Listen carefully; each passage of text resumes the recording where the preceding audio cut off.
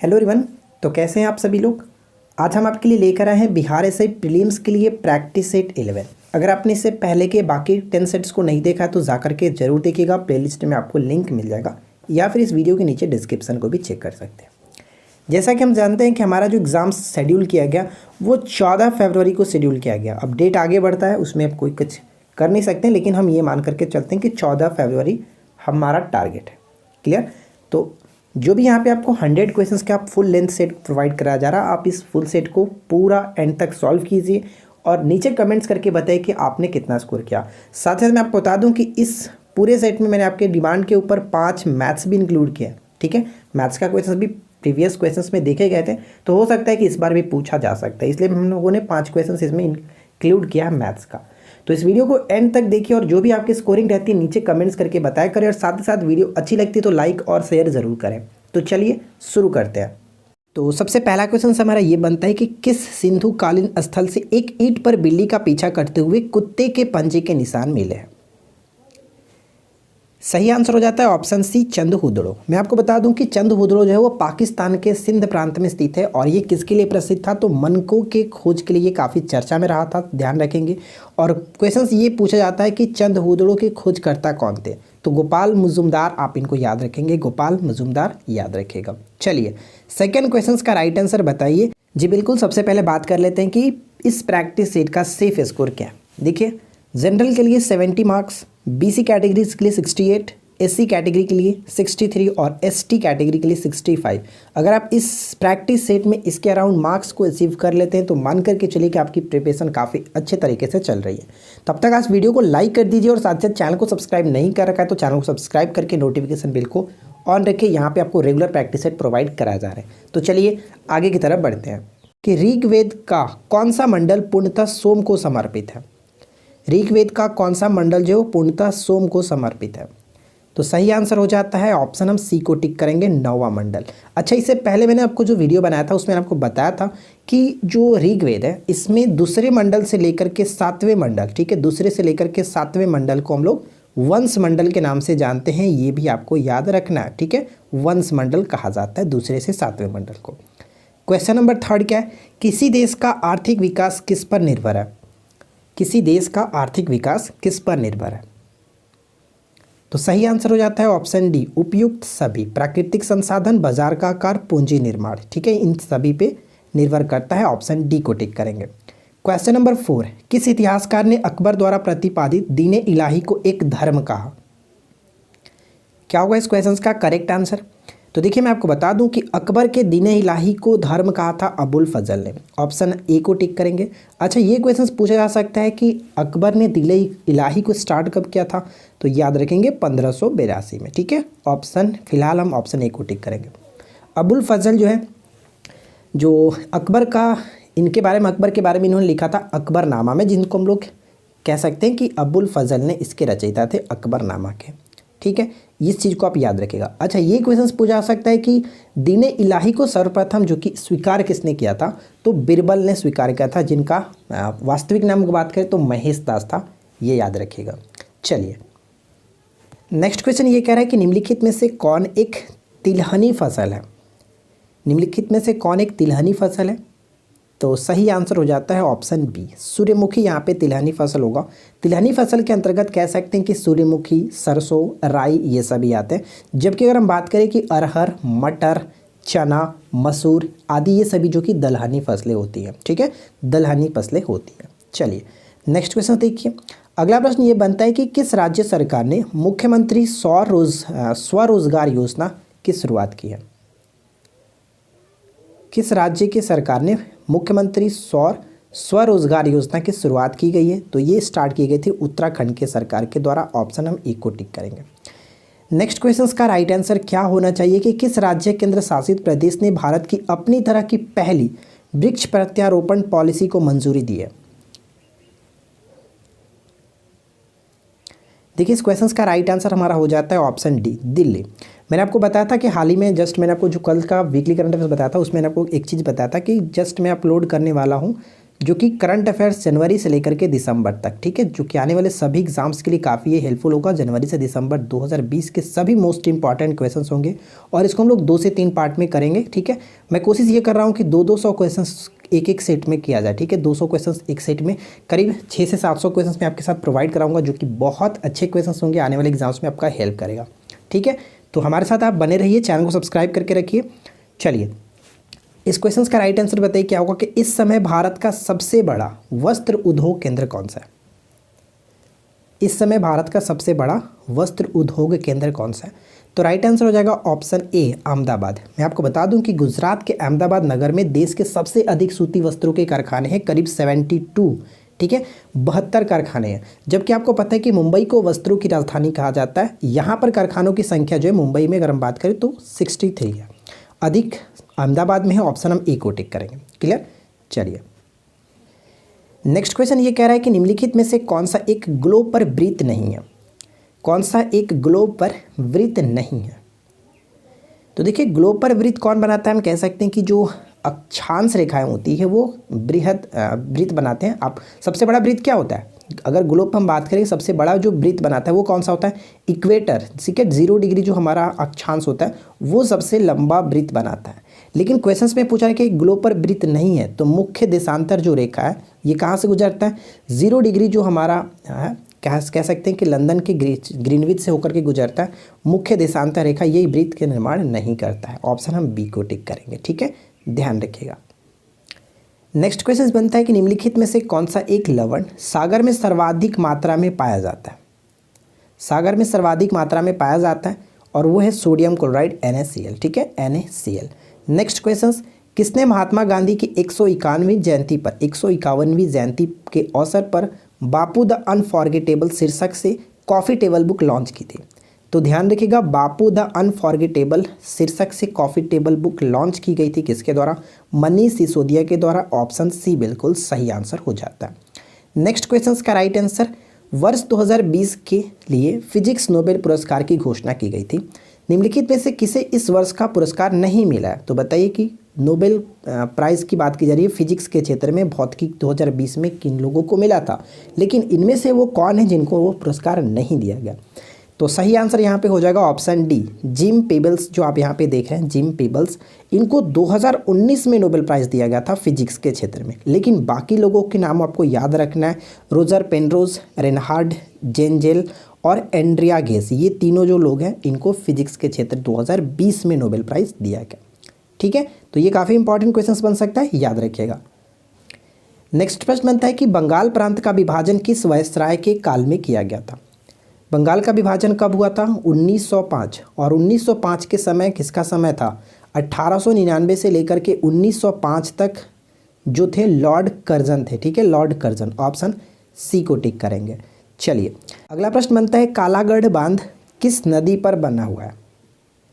कालागढ़ बांध किस नदी पर बना हुआ है? तो इस क्वेश्चन का राइट आंसर हो जाएगा ऑप्शन डी, रामगंगा नदी पर ये बना हुआ है। और इसके बारे में आप यहाँ पे पढ़ करके अच्छे से समझ सकते हैं। देखिए, रामगंगा बांध जिसे कालागढ़ बांध के रूप में भी जाना जाता है, यानी डायरेक्ट इसको रामगंगा बांध कह सकते हैं या फिर कालागढ़ बांध के रूप में जाना जाता है। पौड़ी गढ़वाल जिले, उत्तराखंड, भारत के जो कि कालागढ़ से 3 किलोमीटर ऊपर रामगंगा नदी के तट पर ये बांध है, ठीक है, रामगंगा नदी के तट पर। और जिम कॉर्बेट नेशनल पार्क ये भीतर स्थित है, तो ध्यान रखिएगा। चलिए, अगला क्वेश्चन का राइट आंसर बताइए, निम्नलिखित में से कौन एक सुमेलित नहीं है? यानी कि यहाँ पे गलत तरीके से मैच किया गया। कौन गलत तरीके से मैच किया गया? तो यहाँ पे सही सुमेलित नहीं है। सुंदरवन की अगर हम बात करें, सुंदरवन होना चाहिए था। सुंदरवन पश्चिम बंगाल बिल्कुल सही। भीतरकर्णिका उड़ीसा में स्थित है। और पिच्चवरम की बात करें तो ये तमिलनाडु में बिल्कुल सही है। लेकिन वेम्बानद की बात करें तो ये कर्नाटक नहीं, यहाँ पे केरल होना चाहिए, ठीक है, केरल होना चाहिए था। नेक्स्ट क्वेश्चन है कि किसी राजनीतिक दल को पंजीकृत दल की स्थिति पाने के लिए कम से कम कितने प्रतिशत मत पाने चाहिए? कितने प्रतिशत मत पाने चाहिए? तो यहाँ पे सही आंसर हो जाएगा 4% मत। ऑप्शन डी बिल्कुल सही आंसर है। नेक्स्ट क्वेश्चन, सूफी परंपरा में पीर से क्या आशय है? सूफी परंपरा में पीर से क्या आशय है? तो देखिए, इस क्वेश्चन का राइट आंसर ऑप्शन बी को टिक करेंगे। सूफियों के गुरु को पीर कहा जाता है। ऑप्शन हम बी को टिक करेंगे। नेक्स्ट क्वेश्चन क्या है कि पंचशील सिद्धांतों का प्रस्तावक कौन था?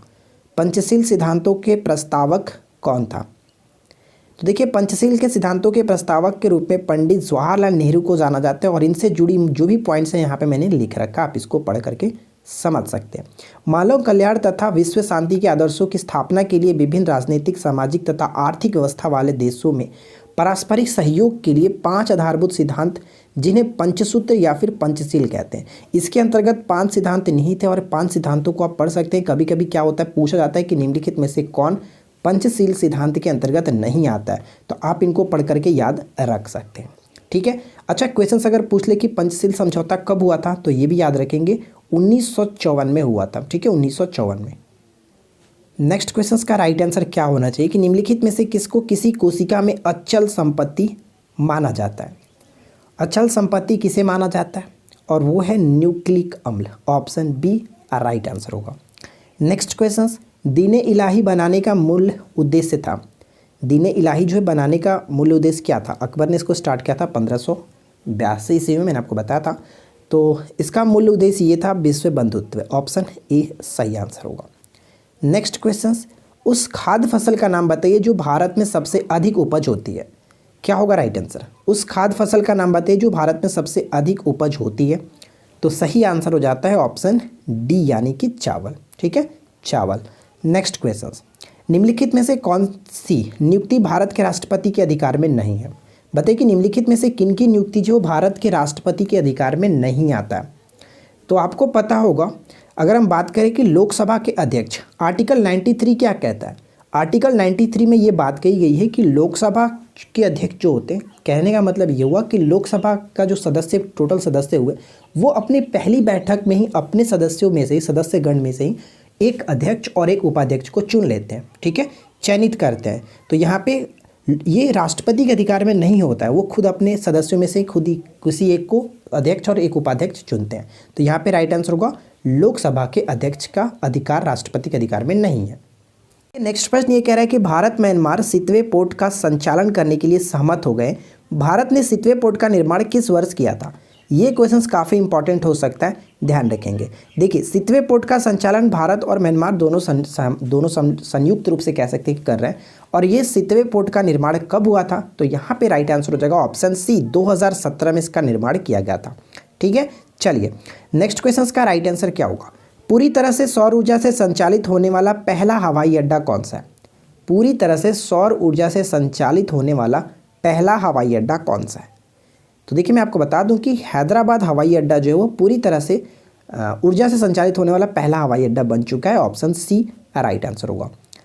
इंग्लैंड के हाउस ऑफ कॉमन्स द्वारा भारत के किस गवर्नर जनरल पर महाभियोग चलाया गया था?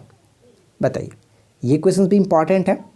तो गवर्नर जनरल पर महाभियोग चलाया गया था वारेन हेस्टिंग्स। ठीक है, वारेन हेस्टिंग्स, यहाँ पे ऑप्शन हम ए को टिक करेंगे। देखिए, इनसे जुड़ी कई चीज़ें आपको याद रखना है जो कि काफ़ी इंपॉर्टेंट होता है। सबसे पहला तो आपको ये याद रखना है कि इनका समय क्या था, शासन कह सकते हैं, जब इन्होंने 1773 से लेकर के 1785 तक। ठीक है, याद रखेंगे 1773 से 1785।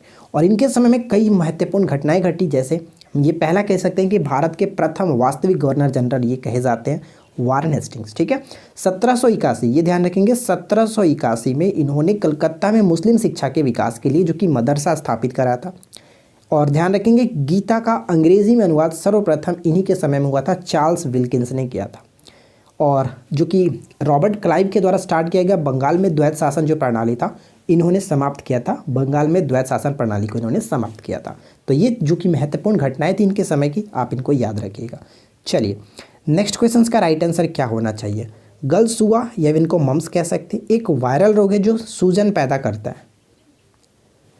तो देखिए, इस क्वेश्चन का राइट आंसर हम ऑप्शन ए को टिक करेंगे, कर्णपुर। ठीक है, कर्णपुर, जिसको हम इंग्लिश में कह सकते हैं पैरोटिड ग्रंथि को, ये ग्रंथि में सूजन पैदा करता है। ऑप्शन ए सही होगा।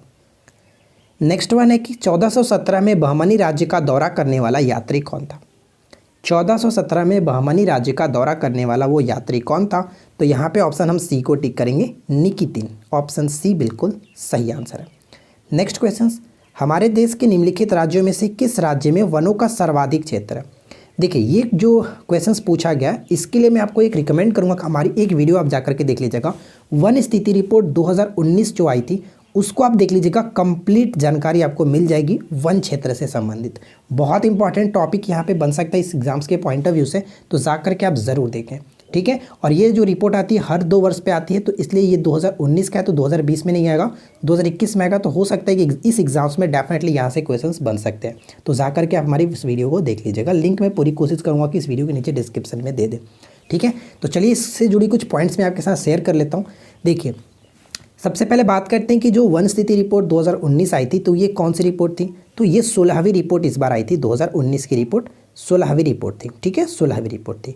और वन एवं वन संसाधन के आकलन के लिए भारतीय दूर संवेदी उपग्रह इसमें इस्तेमाल किया गया था, और उस उपग्रह का नाम क्या था? तो रिसोर्स सेट 2, ठीक है, रिसोर्स सेट 2 उस उपग्रह का नाम था, ध्यान रखेंगे। अगर क्वेश्चंस में पूछ ले कि सर्वाधिक वनावरण प्रतिशत वाला राज्य कौन सा है, तो वहाँ पे हम मिजोरम को टिक करते हैं। फिलहाल यहाँ पे पूछा गया था कि सर्वाधिक वनों का क्षेत्र कौन सा है, तो मध्य प्रदेश करेक्ट आंसर होगा, कोई दिक्कत नहीं।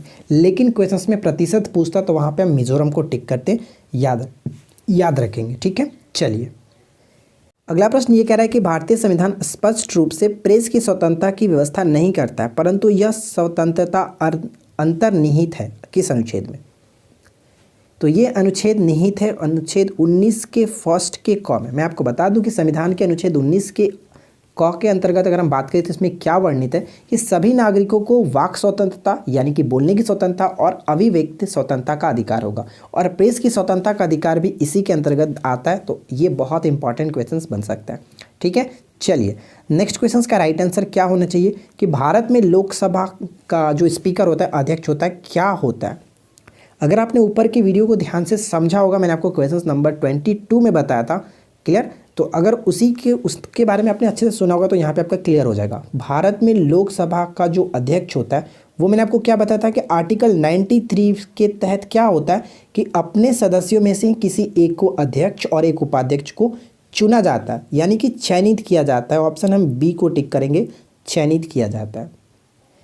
नेक्स्ट क्वेश्चन बनता है कि वर्ष 2020 के कैबिनेट की नियुक्ति समिति में किसे भारतीय दूरसंचार नियामक यानी ट्राई का अध्यक्ष नियुक्त किया गया?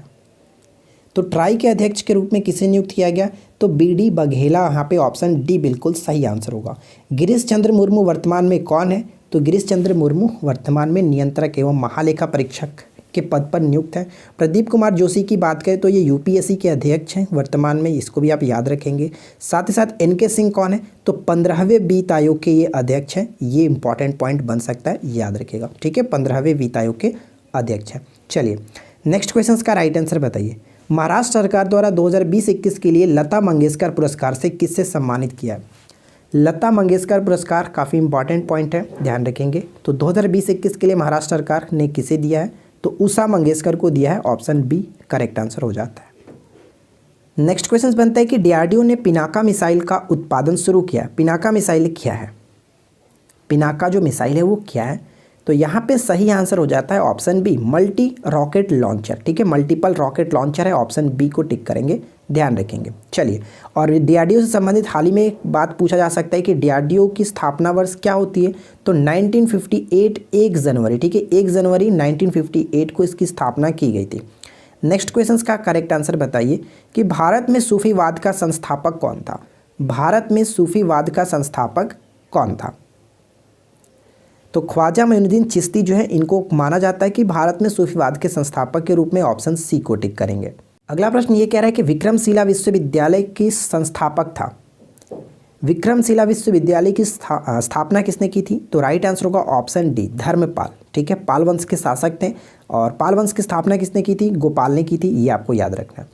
नेक्स्ट क्वेश्चन बताइए कि निम्न में से कौन सा कथन सही है? 3 पॉइंट दिए गए, फर्स्ट सेकंड थर्ड पॉइंट्स को पढ़िए और बताइए कि कौन सा कथन जो कि यहाँ पे सही है। चलिए, हम एक एक करके समझते हैं। पहला पॉइंट कह रहा है कि क्यू लताविया की राजधानी है, जो कि ये पॉइंट गलत है, क्योंकि क्यू जो होता है वो यूक्रेन की राजधानी है। लताविया की राजधानी के रूप में हम लोग क्या जानते हैं? रीगा जानते हैं, ये ध्यान रखेंगे, रीगा, ठीक है। अच्छा, डाउन्स घास का मैदान ब्राज़ील में स्थित है, ये पॉइंट भी गलत है, क्योंकि डाउन्स जो होता है वो ऑस्ट्रेलिया के घास के मैदान को कहते हैं, इसलिए ये पॉइंट भी गलत हो जाता है। मिस्ट्रल फ्रांस में बहने वाली एक स्थानीय पवन है, ये पॉइंट सही है। तो यहाँ पे कह सकते हैं कि केवल और केवल 3 सही होगा, ऑप्शन सी को टिक कर सकते हैं।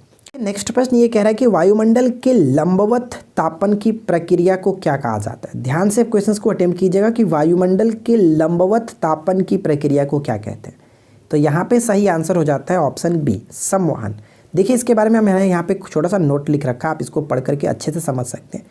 वातावरण के गर्म होने और ठंडा होने की जो विभिन्न तरीके होते हैं। संवहन तंत्र में पृथ्वी के संपर्क में वायु गर्म होने पर धाराओं के रूप में लंबवत रूप से ऊपर उठती है, ठीक है, लंबवत रूप से ऊपर उठती है संवहन तंत्र में, और फिर वायुमंडल की ऊष्मा को प्रसारित करती है। ये ध्यान रखेंगे, क्वेश्चंस में लंबवत पूछा जाए तो वहाँ पे संवहन तंत्र। अगर क्वेश्चंस कभी कभी ये पूछा जाता है कि हमारा जो वायुमंडल है किस माध्यम से गर्म होता है, तो वो ध्यान रखेंगे जो कि विकिरण माध्यम से गर्म होता है, ठीक है। लेकिन लंबवत के फॉर्म में क्वेश्चंस पूछे तो संवहन तंत्र करेक्ट आंसर होगा। नेक्स्ट क्वेश्चन कह रहा है कि निम्नलिखित में से कौन सी पर्वतीय चोटी पूर्वी घाट में अवस्थित नहीं है। तो देखिए पूर्वी घाट में अवस्थित नहीं है, तो कहने का मतलब ये हुआ कि सलहेर जो है, सलहेर एक ज़िला है और ये महाराष्ट्र के नासिक ज़िले में स्थित है, तो यानी कि ये पश्चिमी घाट में स्थित हो गया सलहेर। लेकिन बाकी को आप याद रख सकते हैं, ये सभी के सभी पूर्वी घाट में अवस्थित है, ठीक है। तो राइट आंसर ऑप्शन हम बी को टिक कर सकते हैं। चलिए नेक्स्ट क्वेश्चन का राइट आंसर बताइए कि सिकंदर ने जब भारत पर आक्रमण किया उस समय मगध का शासक कौन था। सिकंदर के भारत पर आक्रमण के समय मगध का शासक कौन था? नंद, ठीक है, नंद वंश का शासक चल रहा था। ऑप्शन बी को टिक करेंगे। देखिए नेक्स्ट क्वेश्चन क्या है कि मोहिनीअट्टम नृत्य विकसित हुआ। मोहिनीअट्टम एक शास्त्रीय नृत्य है और ये विकसित हुआ था, कह सकते हैं, केरल में। ऑप्शन डी को टिक करेंगे। आंध्र प्रदेश से बात करें तो ये कुचिपुड़ी आंध्र प्रदेश से संबंधित है, अक्सर पेपर में पूछा जाता है। कर्नाटक से यक्षगान को भी याद रख सकते हैं। तमिलनाडु से भरतनाट्यम को याद रख सकते हैं, ये भी इंपॉर्टेंट है। और केरल से मैं आपको एक और बता दूं, कथकली भी आपको याद रखना है, जो कि केरल से संबंधित है। चलिए इस क्वेश्चन का राइट आंसर बताइए कि भारत की संसद के संबंध में निम्नलिखित में से कौन सा कथन जो कि वो गलत है। ध्यान से क्वेश्चन को अटेम्प्ट कीजिए और बताइए कि राइट आंसर क्या होना चाहिए। चलिए देखिए यहाँ पे हम एक एक करके पढ़ते हैं। पहला पॉइंट कह रहा है कि राज्यसभा के सदस्यों के 6 वर्ष की निश्चित अवधि का उल्लेख संविधान में किया गया। ध्यान से क्वेश्चन पढ़िए क्या कह रहा है कि राज्यसभा के सदस्यों के 6 वर्ष की निश्चित अवधि का उल्लेख किया गया। मैं आपको बता दूं कि राज्यसभा के सदस्यों के कार्यकाल की विशिष्ट अवधि का उल्लेख कहीं भी नहीं किया गया संविधान में, ठीक है। और संसद के पास इस अवधि को तय करने के लिए शक्ति होती है और वो जनप्रतिनिधित्व कानून 1951 के तहत 6 साल का कार्यकाल तय किया गया था। तो यहाँ पे हमारे ये पॉइंट गलत हो जाता है, जो कि गलत है। बाकी ऑप्शंस में कोई प्रॉब्लम नहीं है, पढ़ सकते हैं कि लोकसभा अध्यक्ष दोनों सदनों की संयुक्त जो बैठक बुलाई जाती है उसकी अध्यक्षता करता है, बिल्कुल सही है। राज्यसभा का अध्यक्ष किसी भी सदन का जो कि सदस्य नहीं होते हैं, तो ये भी बिल्कुल सही है कि राज्यसभा का अध्यक्ष जो होते हैं वो उपराष्ट्रपति होते हैं, वो किसी भी सदन के सदस्य नहीं होते। साथ ही साथ यहाँ पे पढ़ सकते हैं कि राज्यसभा में धन विधेयक को पेश नहीं किया था, सिर्फ और सिर्फ ये लोकसभा में पेश किया था। तीनों पॉइंट्स में कोई दिक्कत नहीं, यहाँ पे दिक्कत था तो पहला पॉइंट्स में। तो फिलहाल हम ऑप्शन ए को टिक करेंगे, जो कि हमारा करेक्ट आंसर हो जाता है, ठीक है। देखिए नेक्स्ट वन क्वेश्चन क्या कह रहा है कि अभिकथन ए दिया गया कि भारत के संविधान में राज्य मंत्रिपरिषद की संख्या का उल्लेख नहीं है। और सेकेंड पॉइंट ये कह रहा है कि एक व्यक्ति जो राज्य विधानमंडल के किसी भी सदन का सदस्य नहीं है वह भी मंत्री बन सकता है। तो बताइए कि सही विकल्प क्या होना चाहिए और राइट आंसर क्या होगा। तो देखिए मैं आपको बता दूं कि यहाँ पे दोनों के दोनों कथन बिल्कुल सही है, कोई दिक्कत नहीं कि भारत के संविधान में राज्य मंत्रिपरिषद की संख्या के बारे में कोई उल्लेख नहीं है, ठीक है। और यहाँ पे अगर हम बात करें सेकंड पॉइंट, तो ये भी बिल्कुल सही है कि एक व्यक्ति जो राज्य विधानमंडल के किसी भी सदन का सदस्य नहीं है वो भी एक मंत्री बन सकता है। तो यहाँ पे दोनों पॉइंट सही है, लेकिन आर की अगर हम बात करें कारण का, तो वो कथन के बारे में सही व्याख्या नहीं कर रहा है, इसलिए हम ऑप्शन बी को टिक करेंगे। तो इस टाइप के क्वेश्चन भी पूछे जाते हैं, आप इनको समझ लीजिएगा। नेक्स्ट प्रश्न है कि महात्मा बुद्ध के प्रभाव से जो गणिका बौद्ध भिक्षु बन गई थी, बताइए। बौद्ध भिक्षुड़ी बन गई थी वो कौन थी? गणिका को बताना है वो गणिका कौन थी जो कि बौद्ध भिक्षुड़ी बन गई थी। तो यहाँ पे सही आंसर है आम्रपाली, ऑप्शन ए बिल्कुल राइट आंसर है। नेक्स्ट क्वेश्चन, हैदर अली ने डिंडीगुल नामक स्थान पर जो कि अपना शस्त्रागार स्थापित किया था, यह किस राज्य में स्थित है? यानी डिंडीगुल जो वो किस राज्य में है? तो कह सकते हैं यहाँ पे करेक्ट आंसर का ऑप्शन बी, तमिलनाडु में ये स्थित है। नेक्स्ट वन कह रहा है कि 18 ग्राम पानी में बताइए, 18 ग्राम पानी में हाइड्रोजन के कितने ग्राम परमाणु होते हैं? 18 ग्राम की बात की जा रही है।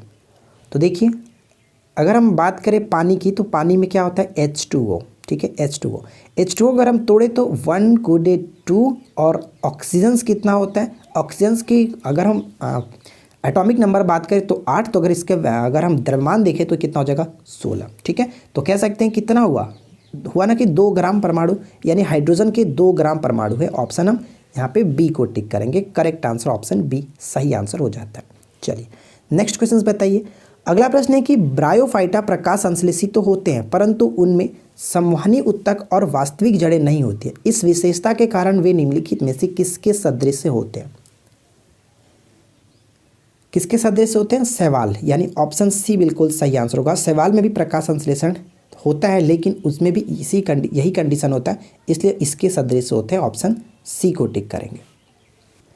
नेक्स्ट प्रश्न बनता है कि निम्नलिखित हार्मोन में से किस एक में पेप्टाइड श्रृंखला होती है? तो देखिए इस क्वेश्चन का राइट आंसर होगा पेप्टाइड श्रृंखला होती है। ऑप्शन डी को टिक करेंगे, insulin. Option D right answer है। नेक्स्ट क्वेश्चन कह रहा है कि राइजोबियम किसका एक प्रकार है? राइजोबियम जो है वो किसका एक प्रकार है? तो यहाँ पे सही आंसर हम किसे टिक करेंगे? तो राइजोबियम एक कह सकते हैं कि सहजीवी जो कि जीवाणु होता है, बैक्टीरिया होता है। ऑप्शन बी को टिक करेंगे। नेक्स्ट वन है कि पौधे के किस भाग को केसर के रूप में इस्तेमाल किया जाता है? पौधे के किस भाग को केसर के रूप में इस्तेमाल किया जाता है? तो वर्तिका या फिर वर्तिकाग्र इसको कहा जाता है। ऑप्शन सी बिल्कुल राइट आंसर है। नेक्स्ट क्वेश्चन, इलेक्ट्रॉनिकी में सोल्डरन प्रक्रिया में सोल्डर के रूप में कौन से पदार्थ का प्रयोग में लाया जाता है? तो सोल्डरन में जो सोल्डर के रूप में प्रयोग किया जाता है पदार्थ का प्रयोग, तो वो होता है सीसा और टीन, यानी ऑप्शन बी बिल्कुल राइट आंसर है। नेक्स्ट क्वेश्चन, अगला प्रश्न ये कह रहा है कि आर्कियोप्टेरिक्स का जीवाश्म किसकी उत्पत्ति के प्रमाण को निरूपित करता है? तो आर्कियोप्टेरिक्स जो था वो सरीसृप से पक्षी, यानी ऑप्शन हम ए को टिक करेंगे। ठीक है, नेक्स्ट क्वेश्चन, अगला प्रश्न है निम्नलिखित में से किस क्षेत्रों या फिर राज्यों पर वर्ष 1961 में ऑपरेशन विजय द्वारा कब्जा कर लिया गया था? देखिए ऑपरेशन विजय द्वारा जो कब्जा कर लिया गया था, गोवा, दमन व दीव और अंजदीवा द्वीप, इन तीनों पर कब्जा कर लिया गया था। ऑप्शन हम डी को टिक करेंगे। ध्यान रखेंगे यहाँ पे बात ऑपरेशन विजय 1961 की जा रही है, और आपको बता दूं कि ऑपरेशन विजय ही चला गया था 1999 में कारगिल जो युद्ध हुआ था भारत पाकिस्तान के बीच, तो उसमें भी ऑपरेशन विजय ही चला गया था, लेकिन वो 1999 था, ये 1961 है। तो ध्यान रखेंगे ऑप्शन यहाँ पे डी को टिक करेंगे। नेक्स्ट क्वेश्चन कह रहा है कि निम्नलिखित में से कौन सा एक विटामिन है? तो यहाँ पे देखिए फॉलिक एसिड जो एक विटामिन होता है जिसका हम लोग कहते हैं B9। ठीक है, B9 होता है फॉलिक एसिड। नेक्स्ट क्वेश्चन ये कह रहा है कि कौन सा युग्म सही नहीं है? बताइए कि इनमें से कौन सा एक सही तरीके से मैच नहीं करता है। तो देखिए मैं आपको बता दूं कि बेलगांव अधिवेशन 1924 की अध्यक्षता महात्मा गांधी जी के द्वारा एकमात्र अधिवेशन किया गया था, बिल्कुल सही है। कलकत्ता अधिवेशन 1928 की अध्यक्षता, यहाँ पे पॉइंट गलत है क्योंकि सरोजनी नायडू जी के द्वारा नहीं, ये मोतीलाल नेहरू जी के द्वारा की गई थी। सरोजनी नायडू जी ने कानपुर अधिवेशन 1925 को किया था, और ये पहली ऐसी महिला बनी थी, भारतीय महिला बनी थी जो कि कांग्रेस के अधिवेशन की थी। आपको पता है कि 1917 में प्रथम महिला एनी बेसेंट के द्वारा जो कि कह सकते हैं कलकत्ता अधिवेशन ही किया गया था, लेकिन ये प्रथम महिला थी और ये प्रथम भारतीय महिला थी। तो ये आपको याद रखना 1925। ठीक है, चलिए यहाँ पे हमारा देखिए थर्ड पॉइंट है कि हरिपुरा अधिवेशन 1938 जो कि सुभाष चंद्र बोस, बिल्कुल सही है। और मेरठ अधिवेशन 1946 में आचार्य कृपलानी, सभी पॉइंट सही है, बिल्कुल ऑप्शन बी को टिक करेंगे, ये गलत था। नेक्स्ट क्वेश्चन का राइट आंसर क्या है? किस शहर में नोटर डैम का गिरजाघर अवस्थित है, जो कि वर्ल्ड फेमस है? नोटर डैम का गिरजाघर कहाँ अवस्थित है? तो ये पड़ता है फ्रांस की राजधानी पेरिस में। ऑप्शन सी को टिक करेंगे। नेक्स्ट क्वेश्चन है कि भारत में निम्नलिखित में से कौन सा क्षेत्र जैव विविधता का तत्व नहीं तप्त स्थल होना चाहिए था, तप्त स्थल माना जाता है? तो तप्त स्थल माना जाता है पश्चिमी घाट। ऑप्शन बी बिल्कुल सही आंसर है, पश्चिमी घाट। नेक्स्ट क्वेश्चन, कौन सा विटामिन रक्त का थक्का बनाने के लिए आवश्यक है? कौन सा विटामिन रक्त का थक्का बनाने के लिए आवश्यक है? बहुत सिंपल सा क्वेश्चन है, रक्त का थक्का बनाने के लिए विटामिन के की आवश्यकता होती है। नेक्स्ट क्वेश्चन, गर्म रेगिस्तानों में तथा उनके चारों ओर पवन धूल से बनने वाली मृदा को क्या कहते हैं? इस टाइप की मृदा को हम लोग किस नाम से जानते हैं? तो लोएस मृदा कहा जाता है। ऑप्शन डी बिल्कुल करेक्ट आंसर होगा। नेक्स्ट क्वेश्चन, लूसी दुनिया का सबसे बड़ा ज्वालामुखी विस्फोट किस द्वीप में है? लूसी दुनिया का सबसे बड़ा ज्वालामुखी विस्फोट किस द्वीप में है? तो ये इंडोनेशिया में पड़ता है। ऑप्शन डी करेक्ट होगा। नेक्स्ट क्वेश्चन बनता है कि सतत विकास लक्ष्य सूचकांक 2019-20 में किस राज्य ने शीर्ष स्थान हासिल किया। सतत विकास लक्ष्य सूचकांक 2019-20 में किस राज्य ने टॉप किया और वो राज्य है Kerala. Option D right answer होगा। नेक्स्ट क्वेश्चन, विश्व महिला रैपिड शतरंज चैंपियनशिप का खिताब किसने जीता। और ये किताब इन्होंने जनवरी 2020 में ही जीती थी। विश्व महिला रैपिड शतरंज चैंपियनशिप का खिताब कोनेरू हम्पी ने जीती थी। ऑप्शन हम डी को टिक करेंगे, ठीक है, कोनेरू हम्पी। डायरेक्ट पूछा था कि कोनेरू हम्पी का संबंध किस खेल से, तो शतरंज से, ध्यान रखेंगे। भारत का पहला लिग्नाइट आधारित 500 मेगावाट का नेवेली थर्मल पावर प्रोजेक्ट किस राज्य में भेल द्वारा शुरू किया गया। तो देखिए ये शुरू किया गया लिग्नाइट आधारित 500 मेगावाट का Neyveli thermal power project Tamil Nadu में। ऑप्शन डी राइट आंसर है। नेक्स्ट क्वेश्चन, भूतापीय ऊर्जा पर आधारित मणिकरण बिजली संयंत्र किस राज्य में स्थित है। मणिकरण बिजली संयंत्र जो वो किस राज्य में स्थित है। मणिकरण बिजली संयंत्र हिमाचल प्रदेश में है। ऑप्शन बी राइट होगा। नेक्स्ट प्रश्न बनता है कि गुर्जर प्रतिहार के उज्जैनी शाखा के संस्थापक कौन था। गुर्जर प्रतिहार के उज्जैनी शाखा का संस्थापक कौन था। तो यहाँ पे सही आंसर हो जाता है ऑप्शन बी नागभट्ट प्रथम। ऑप्शन बी को टिक करेंगे। नेक्स्ट क्वेश्चन, हिमालय पर्वत की एक श्रेणी अराकन योमा कहाँ स्थित है। ये क्वेश्चन बहुत ज़्यादा इंपॉर्टेंट है, ध्यान रखेंगे। अराकन योमा जो पड़ता है वो म्यांमार में पड़ता है। ऑप्शन हम बी को टिक करेंगे, जो कि ये हिमालय की एक श्रेणी है। नेक्स्ट क्वेश्चन का राइट आंसर बताइए, जो कि मैथ्स का क्वेश्चन है। मैंने बोला था कि 5 क्वेश्चन आपको मैथ्स के इंक्लूड किए गए, तो अब मैथ्स आपका स्टार्ट होगा 5 क्वेश्चन, ठीक है। देखिए इस क्वेश्चन को अटेम्प्ट कैसे करेंगे कि सत्यम और शिवम की वर्तमान आयु 3:2 का अनुपात। 4 वर्ष पूर्व सत्यम की आयु शिवम की आयु से 6 वर्ष अधिक है, यानी कि 3x और 2x का रेशियो है, ठीक है, इस तरह से। और 4 वर्ष पूर्व है तो दोनों में 4 वर्ष हम कम कर लेते हैं, ठीक है, दोनों को इक्वल किए। तो अब क्वेश्चन में कह रहा है कि 4 वर्ष पूर्व सत्यम की आयु, यानी ये सत्यम था और ये आपका शिवम है। सत्यम की आयु शिवम की आयु से 6 वर्ष अधिक है, तो इसका अधिक है तो हम यहाँ पे 6 इसमें जोड़ देंगे ताकि दोनों तरफ इक्वल हो जाए। अब ये कितना हो गया, 3x में से 2x घटेगा, तो यहाँ पे हम डायरेक्ट कर सकते हैं कि x, और यहाँ पे देखिए इक्वल साइड में क्या हो जाएगा, +2 यहाँ पे बचा और राइट साइड में ये उठ के जाएगा तो +6 इधर हो गया, ठीक है। 2 और 4 6 हो जाता है। अब अगर हम बात करें कि क्वेश्चंस में पूछा गया कि शिवम 2 वर्ष बाद कितने वर्ष का होगा, तो 2 वर्ष बाद, यानी कि अगर हम रेशियो ये था 3 और 2 का रेशियो, तो 6 दूना कितना हो गया 12, और 2 वर्ष बाद की बात की जा रही है तो 2 इसमें ऐड कर देंगे, तो 12 और 2 14, यानी करेक्ट आंसर ऑप्शन बी को टिक करेंगे, ठीक है, ऑप्शन बी राइट आंसर है। नेक्स्ट क्वेश्चन का राइट आंसर बताइए कि उपनिवेश काल में पहली सहायक संधि निम्नलिखित में से किसके साथ की गई थी। तो उपनिवेश काल में पहली सहायक संधि जो है वो हैदराबाद के निज़ाम के द्वारा की गई थी। ऑप्शन सी को टिक करेंगे। और सहायक संधि को स्टार्ट किसने किया था, लॉर्ड वेलेस्ली ने स्टार्ट किया था। नेक्स्ट वन बनता है कि भारत में वर्षावन पाए जाते हैं। भारत में वर्षावन पाए जाते हैं, तो यहाँ पे सही आंसर हम टिक करेंगे उत्तर पूर्वी हिमालय और पश्चिमी घाट में। ऑप्शन सी बिल्कुल सही आंसर है।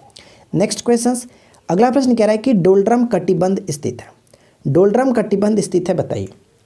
तो मैं आपको बता दूं कि डोलड्रम जो कटिबंध होता है वो कह सकते हैं कि इक्वेटर ये हो गया 0 डिग्री इक्वेटर यानी भूमध्य रेखा, और इसके 5 डिग्री उत्तरी अक्षांश और 5 डिग्री दक्षिणी अक्षांश, इन दोनों के मध्य में स्थित होता है भूमध्य रेखा के निकट, यानी करेक्ट आंसर ऑप्शन हम ए को टिक करेंगे। नेक्स्ट क्वेश्चन, शाहजहानाबाद स्थित है। शाहजहानाबाद स्थित है, तो देखिए इस तरह से आप याद रख सकते हैं कि शाहजहानाबाद जो है वो पुरानी दिल्ली, वर्तमान में जो पुरानी दिल्ली है उसी को कहा जाता है। तो यहाँ पे इसकी ये कहाँ पे, तो दिल्ली में। ऑप्शन हम ए को टिक करेंगे। जिसकी स्थापना शाहजहानाबाद यहाँ पे देख रहे हैं तो शाहजहां ने इसकी स्थापना की थी, जिसको हम लोग वर्तमान में पुरानी दिल्ली के नाम से जानते हैं। भारत में योजना आयोग का सृजन किया गया था। भारत में योजना आयोग का सृजन जो है वो किया गया था। तो योजना आयोग का सृजन मंत्रिमंडल के एक प्रस्ताव के द्वारा किया गया था 15 मार्च 1950, ठीक है, 15 मार्च 1950। लेकिन इसका स्थान अब किसने ले लिया है, नीति आयोग ने ले लिया है, ठीक है, नीति आयोग ने इसका स्थान ले लिया है। नीति आयोग अगर बात करें कि इसकी स्थापना कब हुई, यानी नीति आयोग कब से स्टार्ट हो गया था, तो ये याद रखेंगे 1 जनवरी 2015 से ये स्टार्ट हो गया था नीति आयोग। क्लियर। चलिए नेक्स्ट प्रश्न कह रहा है कि भारतीय संविधान की उद्देशिका में संशोधन किया गया था। भारतीय संविधान की उद्देशिका में संशोधन किया गया था। तो आपको पता है कि प्रस्तावना में सिर्फ और सिर्फ एक बार संशोधन किया गया 1976 में, और वो संविधान संशोधन था 42वें संविधान संशोधन, ठीक है, 42वें संविधान संशोधन। ऑप्शन बी को टिक करेंगे। यहाँ पे सॉरी 44वें हो जा रहा है ना, 42वें ऑप्शन सी में है, 42वें संविधान संशोधन के द्वारा ऑप्शन सी करेक्ट होगा। चलिए नेक्स्ट क्वेश्चन देखिए। अगला प्रश्न है कि एक क्षेत्र पंचायत का क्षेत्र निर्धारित किया जाता है। पंचायत का क्षेत्र निर्धारित किसके द्वारा किया जाता है? तो यहाँ पे जो सही आंसर होगा वो करेक्ट आंसर है राज्य सरकार के द्वारा। मैं आपको बता दूं कि आर्टिकल 243 के ग के अंतर्गत ये कहा जाता है कि राज्य सरकार द्वारा निर्धारित किया जाता है कि किसी क्षेत्र को पंचायत क्षेत्र का दर्जा जो दिया जाता है वो राज्य सरकार के द्वारा। नेक्स्ट क्वेश्चन, नौ माल्थुसियन सिद्धांत निम्नलिखित में से किससे संबंधित है? नौ माल्थुसियन सिद्धांत निम्नलिखित में से किससे संबंधित है? तो ये संबंधित है संसाधन की कमी, ऑप्शन सी करेक्ट आंसर है। नेक्स्ट क्वेश्चन का राइट आंसर बताइए। ये क्वेश्चन थोड़ा सा अच्छा है कि एक आयत तथा एक वर्ग के प्रत्येक की परिमिति 160 मीटर है। आयत का क्षेत्रफल वर्ग के क्षेत्रफल से 100 मीटर कम है, तो आयत की लंबाई कितनी होगी? चलिए इस क्वेश्चन को हम अटेम्प्ट करते हैं। आपने उम्मीद करता हूँ कि इस वीडियो को रोक करके अटेम्प्ट कर लिया होगा एक्चुअली इसका राइट आंसर क्या होना चाहिए। चलिए मैं आपको बताता हूँ कि कैसे करना है। एक आयत और एक वर्ग का परिमिति जो कि 160 है, परिमिति 160 है तो वर्ग का परिमाप कितना होता है 4a, यानी कि इसका साइड हो गया जो कि 40 और 40 हो गया तो इसका क्षेत्रफल कितना हो गया a स्क्वायर की अगर हम बात करें तो ये आपका 1600 हो गया। और क्वेश्चंस में यहाँ पे कह रहा है कि आयत का जो क्षेत्रफल है वर्ग के क्षेत्रफल से 100 मीटर कम है, यानी आयत का जो क्षेत्रफल हो गया वो कितना हो गया, तो कह सकते हैं कि 1500 हो गया। ठीक है 1500, यानी कि LB की वैल्यू जो हो गई वो 1500 हो गई। क्लियर, LB की वैल्यू 1500 हो गई। और आपको पता है कि अगर हम आयत के परिमिति निकालें, यहाँ पे बोला गया कि एक आयत और एक वर्ग की परिमिति दोनों के 160 है, तो L प्लस बी अगर हम देखें तो कितना हो जाएगा, L प्लस बी यानी 2 into L plus B equal to 160 रखेंगे तो L प्लस बी 80 हो जाता है। हमारे पास दो इक्वेशन पहले बन रहे हैं L प्लस बी और L इंटू बी, और आपने एक डेफिनेटली सूत्र पढ़ा होगा कि L माइनस बी का होल स्क्वायर बराबर क्या होता है कि L प्लस बी का होल स्क्वायर और माइनस में 4ab, ये आपने डेफिनेटली पढ़ा होगा। ठीक है, देखिए अगर हम यहाँ पे रखते हैं L प्लस बी का स्क्वायर करते हैं तो कितना होगा 80 का स्क्वायर, यानी कि 80 का स्क्वायर कितना हो गया 6400, और यहाँ पे 4ab ab कितना है, ab हमारा है कितना LB कह सकते हैं LB, तो हमारा 1500, 15 गुने 4 करेंगे तो कितना 15 चौका 60 जो कि 6000, और 6400 में से 6000 जाएगा तो 400, और यहाँ पे L minus B equal to 400 आ रहा है, तो देखिए कर सकते हैं कि L minus B equal to कितना हो गया 20, L plus B equal to 80 और L minus B equal to जो कि 20 है। दोनों इक्वेशंस को ऐड करेंगे तो कितना होगा, ये काम खत्म। L अगर हमें निकालना क्या है, आयत की लंबाई निकालें, यानी 2L इक्वल टू कितना हो गया 100, 2L इक्वल टू 100 तो L इक्वल टू कितना हो गया 50। उम्मीद करते हैं कि आप चीज़ से आपने समझ लिया होगा, ज़्यादा टफ क्वेश्चन नहीं था, बहुत सिंपल सा आपने कर लिया होगा। ऑप्शन सी को टिक करेंगे, 50 मीटर आयत की लंबाई हो जाती है। नेक्स्ट क्वेश्चन बनता है कि भारत में योजनाबद्ध अर्थव्यवस्था किस पद्धति पर आधारित है? भारत में योजनाबद्ध अर्थव्यवस्था किस पद्धति पर आधारित है? तो देखिए इस क्वेश्चन का राइट आंसर हो जाएगा ऑप्शन डी, समाजवादी पद्धति पर, समाजवादी व्यवस्था पर आधारित है। ध्यान रखेंगे। औसत परिवर्ती लागत का वक्र किस तरह का होता है? औसत परिवर्ती लागत वक्र जो है वो किस आकार के होते हैं?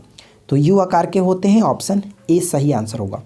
नेक्स्ट क्वेश्चन, राज्य वित्त आयोग का गठन भारतीय संविधान के अंतर्गत किया जाता है। आपको पता है कि केंद्र में वित्त आयोग का गठन 280 आर्टिकल के तहत किया जाता है, 5 वर्षों के लिए राष्ट्रपति करते हैं, लेकिन राज्य वित्त आयोग का गठन जो उस भारतीय संविधान के अंतर्गत किया जाता है, तो यहाँ पे सही आंसर होगा अनुच्छेद 243 के आई के अनुसार, ऑप्शन बी बिल्कुल सही आंसर होगा। और ये काफ़ी अच्छा क्वेश्चन बन सकता है, इसको आप याद रखेंगे। नेक्स्ट क्वेश्चन ये कह रहा है कि भारत में सामान और सेवा कर यानी GST जो है वो शुरू किया गया था, कब से शुरू किया गया था? GST एक प्रकार का अप्रत्यक्ष कर होता है, इसको याद रखेंगे, और ये स्टार्ट किया गया था 1 जुलाई 2017, ऑप्शन बी राइट आंसर हो जाता है। नेक्स्ट क्वेश्चन है कि भारतीय संविधान के अनुच्छेद 112 के तहत तैयार वार्षिक वित्तीय विवरण को क्या कहा जाता है? तो वार्षिक वित्तीय विवरण जो है वो बजट से संबंधित है, अनुच्छेद 112 में बजट के बारे में बात की गई है, ऑप्शन सी करेक्ट होगा। नेक्स्ट क्वेश्चन क्या है कि किस राज्य ने ऑनलाइन पेंशन सबमिशन और ट्रैकिंग सिस्टम कृतज्ञता नामक एक पोर्टल लॉन्च किया है? ऑनलाइन पेंशन सबमिशन और ट्रैकिंग सिस्टम कृतज्ञता जो कि एक पोर्टल लॉन्च किया गया असम के सरकार के द्वारा, ऑप्शन हम यहाँ पे सी को टिक करेंगे। नेक्स्ट क्वेश्चन का राइट आंसर बताइए। भारत ने परमाणु क्षमता वाली सौर मिसाइल के नए संस्करण का सफलतापूर्वक परीक्षण किया। सौर मिसाइल किस प्रकार की मिसाइल है? ठीक है, सौर मिसाइल जो है वो किस प्रकार की मिसाइल है? तो सही आंसर हो जाता है सतह से सतह पर मार करने वाली मिसाइल है, ऑप्शन ए राइट आंसर है। नेक्स्ट क्वेश्चन, भारतीय वायुसेना ने अपने किस लड़ाकू विमान बहादुर या फिर विंग स्विंगर्स को विदाई दे दी है। बहादुर नाम से जाना जाता था या फिर इसको विंग स्विंगर्स कहा जाता था। तो इसको हाल ही में विदाई दी गई थी जनवरी 2020 में ही। तो सही आंसर होगा MiG-27। ठीक है, MiG-27 करेक्ट आंसर हो जाता है। नेक्स्ट क्वेश्चन बनता है कि अंतर्राष्ट्रीय कॉफ़ी दिवस किस दिन मनाया जाता है। अंतर्राष्ट्रीय कॉफ़ी दिवस प्रत्येक वर्ष जो है वो 1 अक्टूबर को मनाया जाता है। ऑप्शन हम यहाँ पे ए को टिक करेंगे। ठीक है, 2 अक्टूबर को अंतर्राष्ट्रीय अहिंसा दिवस के रूप में मनाया जाता है, जो कि गांधी जी का जयंती होता है, आप याद रखेंगे। देखिए नेक्स्ट क्वेश्चन क्या है कि किसी त्रिभुज के 2 कोणों का अनुपात 4:5 है। यदि इन कोणों का योग तीसरे कोण के बराबर हो तो तीसरे कोण का मान क्या होगा। बहुत सिंपल सा क्वेश्चन है। देखिए यहाँ पे 3 कोण दी गई हैं। पहला मानते 4x है और 5x है, और आगे क्वेश्चन में कह रहा है कि इन दोनों कोणों का योग, यानी दोनों कोणों का योग कितना हो गया, 5 और 4 9, और ये तीसरे कोण के बराबर है, यानी कि तीसरा कोण हो गया 9x, हो गया कि नहीं हो गया। और तीनों कोणों का योग कितना होता है 180 के बराबर, यानी 9 और 9 18, 18x की वैल्यू कितनी होगी 180, तो x की वैल्यू कितनी हो गया 10। और तीसरा कोण आपसे पूछा रहा है कि तीसरा, यानी कि 9 × 10 करेंगे तो 90 डिग्री करेक्ट आंसर हो जाता है ऑप्शन सी। बहुत सिंपल सा क्वेश्चन था। चलिए नेक्स्ट क्वेश्चन, डिंगरोक जल विद्युत परियोजना देश के किस राज्य में निर्माणाधीन है। डिंगरोक जल विद्युत परियोजना, ये क्वेश्चन इंपॉर्टेंट हो सकता है। देखिए डिंगरोक जल विद्युत परियोजना जो है वो अरुणाचल प्रदेश करेक्ट आंसर होगा, ऑप्शन डी को टिक करेंगे। नेक्स्ट क्वेश्चन, भिलाई दुर्गापुर और राउरकेला। ठीक है, भिलाई दुर्गापुर और राउरकेला में लौह इस्पात संयंत्र की स्थापना किस पंचवर्षीय योजना के दौरान की गई थी। देखिए पंचवर्षीय योजना जो द्वितीय पंचवर्षीय योजना थी, इसमें भारी उद्योगों की स्थापना के जोड़ दिया गया था। तो यहाँ पे सही आंसर होगा ऑप्शन बी, द्वितीय पंचवर्षीय योजना के दौरान। नेक्स्ट प्रश्न बनता है कि किस फसल के लिए पानी की अधिकता आवश्यक है लेकिन जमाव नहीं। कौन सा ऐसा फसल है जिसमें पानी की तो उसकी आवश्यकता अधिक होती है लेकिन जमाव ऐसा नहीं होना चाहिए, पानी का जमाव नहीं होना चाहिए। तो आपने देखा होगा कि जो पहाड़ों पर ढलान पे जो चाय की खेती अक्सर की जाती है, उसका कुछ इस तरह से बनाया जाता है, पहले ऊंचाई पे फिर इस तरह से, ताकि ऊपर से जो पानी है वो इसमें जितना इसको चाहिए वो पानी मिल जाए, इसमें मिल जाए, ये पानी इस तरह से चला जाए, जमाव नहीं हो पाता है इस तरह से। ऑप्शन सी को टिक करेंगे, चाय। ठीक है, चलिए नेक्स्ट क्वेश्चन देखिए, निम्नलिखित में से किस एक ने 1916 के लखनऊ में आयोजित भारतीय राष्ट्रीय कांग्रेस के अधिवेशन की अध्यक्षता की थी।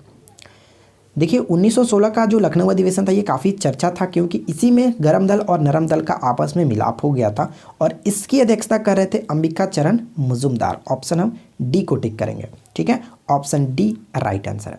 नेक्स्ट क्वेश्चन, ह्यूमरस अस्थि कहाँ पाई जाती है। ह्यूमरस अस्थि जो है वो कहाँ पाई जाती है। तो ह्यूमरस अस्थि कह सकते हैं कि ऊपरी भुजा में पाई जाती है। ऑप्शन सी को टिक करेंगे, ऊपरी भुजा में। नेक्स्ट क्वेश्चन, लोकतांत्रिक विकेंद्रीकरण की योजना करने वाली समिति का नाम क्या था। लोकतांत्रिक विकेंद्रीकरण की योजना करने वाली समिति का नाम क्या था, और वो समिति थी बलवंत राय मेहता समिति। ऑप्शन हम डी को टिक करेंगे। नेक्स्ट क्वेश्चन है कि हिमाचल प्रदेश को पूर्ण राज्य का दर्जा कब दिया गया था। हिमाचल प्रदेश को पूर्ण राज्य का दर्जा मिला था 25 जनवरी 1971 को। ठीक है, 25 जनवरी 1971। और ध्यान रखेंगे 25 जनवरी क्यों फेमस है, क्योंकि 25 जनवरी को 2 दिवस मनाए जाते हैं भारत में। पहला दिवस राष्ट्रीय मतदाता दिवस, ध्यान रखेंगे, और दूसरा इसलिए फेमस है क्योंकि राष्ट्रीय पर्यटन दिवस के रूप में भी मनाया जाता है, तो ये इसलिए 25 जनवरी फेमस हो जाता है। नेक्स्ट क्वेश्चन, मौलिक अधिकारों के बारे में सुनवाई करने का अधिकार किसको दिया गया। मौलिक अधिकारों के बारे में सुनवाई करने का अधिकार किसे दिया गया, और ये अधिकार मिला सर्वोच्च न्यायालय और उच्च न्यायालय दोनों को। ऑप्शन डी यहाँ पे सही होगा। नेक्स्ट क्वेश्चन का राइट आंसर बताइए।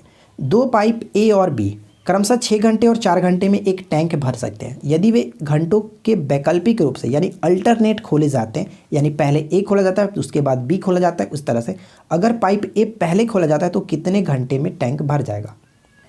देखिए इसको हम कैसे करते हैं, ऑलरेडी मैंने आपको अपने चैनल पे टाइम एंड वर्क का ये कॉन्सेप्ट बहुत अच्छे तरीके से बताया। पूरी वीडियो इसी कॉन्सेप्ट पे एक वीडियो बनाई है, आप देख सकते हैं। देखिए फिलहाल हम करते हैं इस क्वेश्चन को कैसे करेंगे। ए जो है वो 6 घंटे में भर सकता है, बी जो है वो 4 घंटे में भर सकता है। दोनों कैल्शियम कितना हो गया, आप कहेंगे कि 12, यानी कि 6 दूनी की 12, 4 तिहाई 12। ठीक है, यानी कि हम यहाँ पे देखें तो देखिए 2 घंटे की अगर हम भराई देखें तो कितना होगा, 5/12 भाग ये भर सकते थे। तो टोटल अगर इसको भरने के हम देखें तो इसके नज़दीक जाने के लिए क्या कर सकते हैं, यानी कह सकते हैं कि 4 घंटे ये लोग दोनों मिलकर के भरे तो टोटल 10/12 भाग भरा जाएगा। यानी शेष कितना बचा, तो शेष बचा 2/12। 2/12 का मतलब 1/6। तो 4 घंटे ऑलरेडी भर चुके हैं, 4 घंटे भरने के बाद ये शेष बचा है, ठीक है, ये शेष हुआ 4 घंटे भरने के पश्चात। तो अब यहाँ पे देखिए 4 घंटे भरा हुआ, यानी कि पहले ये खुला, दूसरा, तीसरा, चौथा, यानी 4 ये कर लिया। अब काम करेगा कौन, ये करेगा। तो इसकी भरने की जो यूनिट है वो कर सकता है अकेले, वो एक देखिए वो क्या है, ए काम को 6 घंटे में कर सकता है। यानी कहने का मतलब क्या हुआ कि वो टोटल 1/6 जो है वो करने के लिए बोला जा रहा है, तो कौन करेगा, ए करेगा। तो कहने का मतलब कि 1 घंटे में वो पूरा 1/6 काम को वो कर लेगा। तो 4 घंटा पहले और 1 घंटा अब, तो टोटल मिलाकर कितना, 5 घंटा लगा। ऑप्शन हम बी को टिक कर सकते थे। पूरी कॉन्सेप्ट को आप समझना चाहते हैं तो आप हमारी जाकर के उस वीडियो को देख लीजिएगा, आपको समझ में आ जाएगी पूरी अच्छे तरीके से।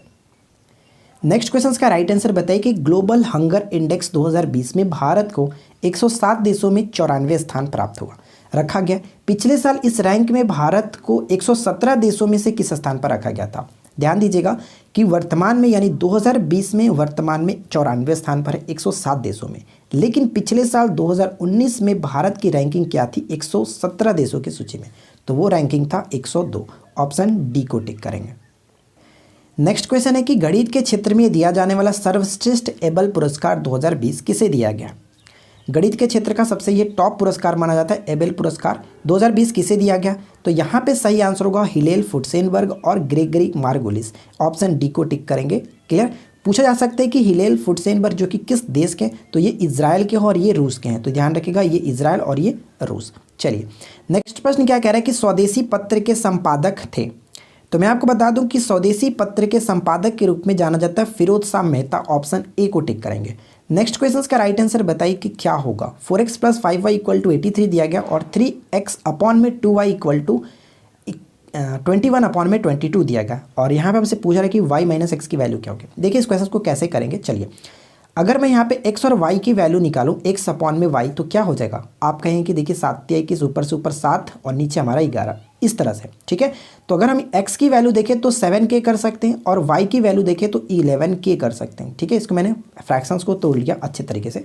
अब इसको हम लेकर के चलते हैं, यानी x के जगह पे रखते हैं 7k और y के जगह पे रखते हैं 11k। तो अगर यहाँ पे रखूँगा 7 चौका 28k हो जाएगा, और उसी तरह से यहाँ पे 11 × 55 55k हो जाएगा, राइट साइड में 83। तो 55 और 28 को जोड़ेंगे तो कितना होगा, 83k = 83। दोनों तरफ 83 खत्म। k की वैल्यू कितनी निकल गई, 1। k की वैल्यू 1 निकल गई, तो यहाँ में आप कह सकते हैं कि x की वैल्यू कितनी होगी 7 और y की वैल्यू हो गई 11। हमसे पूछा गया कि y - x बताइए, तो y - x = कितना हो गया 4। करेक्ट आंसर ऑप्शन सी को टिक करेंगे, ठीक है। चलिए नेक्स्ट क्वेश्चन बताइए केरल किसकी खेती के लिए प्रसिद्ध है। केरल किसकी खेती के लिए प्रसिद्ध है। तो केरल जो है नारियल, काली मिर्च, साथ ही साथ रबड़, तीनों के लिए फेमस होता है। तो हम यहाँ पे ऑप्शन बी को टिक करेंगे। 1 2 3 करेक्ट आंसर होगा। नेक्स्ट क्वेश्चन ये कह रहा है कि चौथ मुगल क्षेत्रों की भूमि एवं पड़ोसी राज्यों की आय का चौथा हिस्सा होता था। इस कर को किस वंश के शासकों ने वसूला। चौथ जो वसूला करता था वो कौन, मराठा वंश के शासकों ने वसूला। ऑप्शन हम डी को टिक करेंगे। ऑप्शन डी यहाँ पे बिल्कुल सही आंसर होगा। तो देखिए फ्रेंड्स यहाँ पे हम लोगों ने 100 क्वेश्चंस कंप्लीट किया, और मुझे उम्मीद है कि आप लोगों को आज का ये सेट नंबर 11 अच्छा लगा होगा। सेट नंबर 11 आपको अगर पसंद आया हो तो वीडियो को लाइक कर दीजिए, अपने दोस्तों के साथ अधिक से अधिक शेयर कर दीजिए, क्योंकि अब आपके पास समय ज़्यादा नहीं है, सिर्फ और सिर्फ 1 महीना ही बचा है अपनी प्रिपरेशन करने के लिए। हम आपके साथ कोशिश करेंगे कि रेगुलर एक प्रैक्टिस सेट को दिया जाए, ताकि आपकी प्रिपरेशन काफ़ी अच्छे तरीके से हो जाए और अच्छे अच्छे क्वेश्चन आपके साथ जो कि डिस्कस किया जाए, ठीक है। तो इस वीडियो को अपने दोस्तों के साथ अधिक से अधिक जरूर शेयर कर दीजिएगा। साथ ही चैनल को सब्सक्राइब नहीं करेंगे तो चैनल को सब्सक्राइब कर लीजिए, नोटिफिकेशन बेल को ऑन कर लीजिए, ताकि आपको नेक्स्ट वीडियो की नोटिफिकेशन ऑन टाइम मिल जाए, ठीक है। तो हम मिलते हैं किसी और वीडियो में नेक्स्ट टॉपिक के साथ। Thanks for watching, keep learning, have a good day.